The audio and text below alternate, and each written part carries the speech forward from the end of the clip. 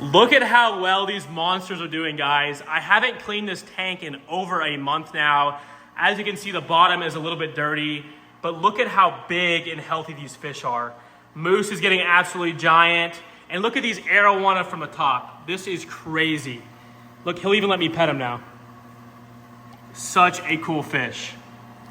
Well, guys, I just got home from vacation. I went to check on all the fish at the Fish King warehouse, and everything is dead. I honestly just don't even know what to say right now. I went out of town for the first time since my back surgery back in April for 48 hours. Everything was perfectly fine when I left. And when I came back, I mean, it's just an absolute disaster. I've been netting out fish for the last hour in here. Gosh, I'm so freaking frustrated right now, guys. And honestly, I've just had it up to here with keeping fish. I am so tired of all this. It's one thing after another. It seems like it's never gonna stop. And literally the last thing on this earth that I wanna be doing right now is making this video. This is so hard, guys. You all deserve to know, but at the same time, I mean, I'm so freaking hurt. These are a lot of other people's pets that I had rescued, some of my own personal fish, and they're all gone. And I know some of you guys right now are going down below in the comments, probably commenting hateful stuff, negative stuff. The internet is honestly just a terrible place. But I encourage you all just to listen to this entire video, hear me out, and then, kind of take from that what you want. So I can honestly sum up fish keeping just like this. So everyone that has a tank at their home, that tank has a clock on it. And that clock is just constantly ticking and constantly turning. And basically, what I think is that it's just a matter of time before something happens. Now, you can prepare for stuff like this, and a lot of times, you're able to control what happens. It might be a leak in the tank, it might be a pump go out, a sick fish, and you can handle that. But after so long, it's finally gonna get you. And the thing about it all is, everyone's clock is different. Some people, it might be 2 weeks. Some people, it might be 20 years. It might be 10 years. You never know. And so you're gonna have one thing happen, here and there, and then all of a sudden, they're gonna start to compile. You might be gone on vacation, and then something bad happens. You might have a huge storm, and it wipes everything out, and your generator doesn't start. I mean, it's literally never ending, guys. And I'm telling you all, there are so many things that can happen with fish. You got your water quality, you have your structural integrity, you have sickness, you have these big monster fish that are predatory that will eat each other. So sometimes you have to worry about that. I mean, there's so many different things, guys, and I'm so over it. I see it all the time on Instagram, YouTube, Facebook, of really, really good fish keepers that I know that are losing really, really awesome fish that they've had for a very long time. I see Ohio Fish Rescue. They just lost Tesla, their 3-foot electric eel. I mean, that thing was so well taken care of. My buddy Casey lost his giant Piriba catfish they've been raising for years. I saw Rodrigo and them go through losing a lot of their fish in their big tank in Florida. I mean, it is just so sad, guys. And these are like expert level fish keepers in my opinion. And, they're having hard times sometimes keeping these fish, and that's just the nature of it.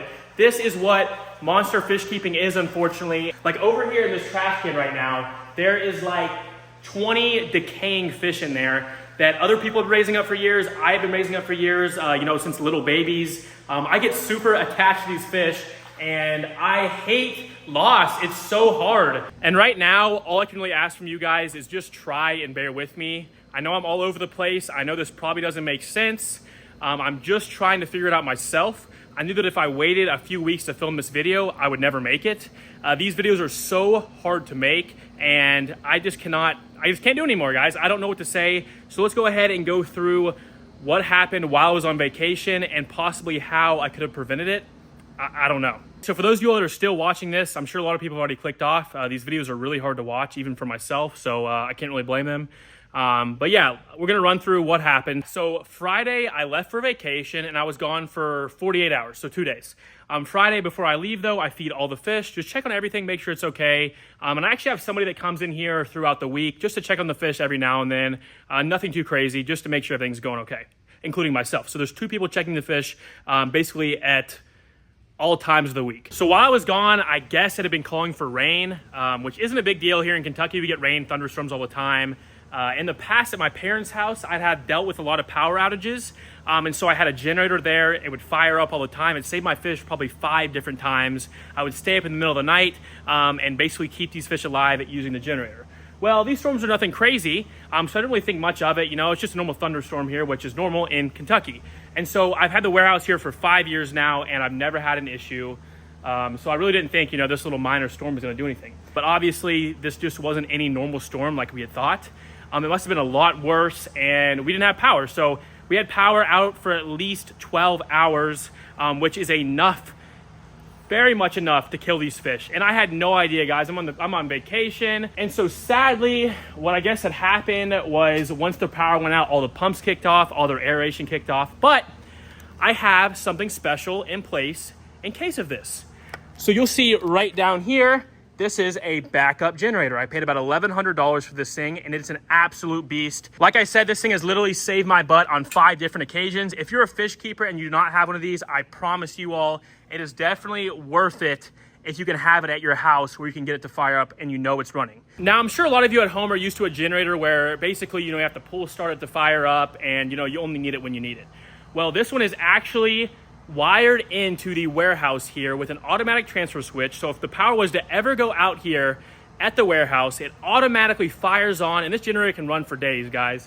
I mean, all you have to do is put gas in it and you're good to go, and it could run this entire fish room. Well, it had passed all the test fires. Like I said, we've never had a power outage here at the fish warehouse, but I had tested it many times before. It worked just fine. You know, the power goes out here, and for whatever reason, it just did not fire on.